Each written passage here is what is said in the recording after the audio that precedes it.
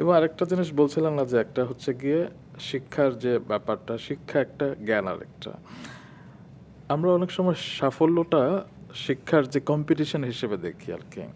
কিন্তু আপনি একবার একটি কথা বলেছিলেন, আমি প্রত্যেকটা সিঁড়ির স্বাদ উপভোগ করতে চাই, তাহলে না আসলে জীবনটা সার্থক। কিন্তু আমরা আসলে লিফট পেয়ে অনেক উপরে যেতে চাই। আমরা শর্টকাট এভরিথিং।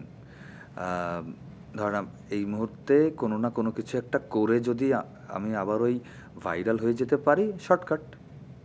সো বড় কিছুর দরকার নেই, এবং সেটা হচ্ছেও তো না। এটা যদি না হতো তাহলে তাহলে দেখতেন যে সব ঠিক আছে। কিন্তু চিরস্থায়ী কি হচ্ছে, মানে তারা কি স্থায়িত্ব পাচ্ছে? স্থায়িত্ব পাক বা না পাক, এটা একটা ট্রেন্ড হয়ে উঠতেছে।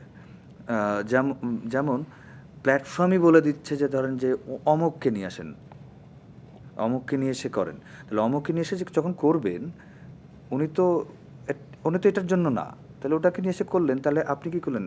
যারা আসলেই অ্যাক্টর বা আসলেই যারা ট্যালেন্টেড আর্টিস্ট, তাদেরকে আপনি পেছনের কাতারে ফেলে দিলেন একে সামনে নিয়ে এসে।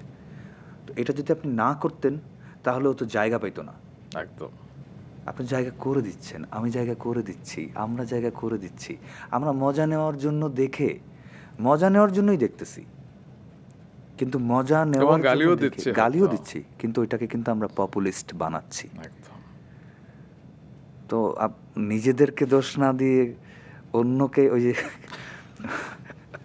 ওই যে আমার মনে পড়ে যায় যে আহ, কি দোষ দিব পরের পুতে গো, নিজের কর্ম ভালো না।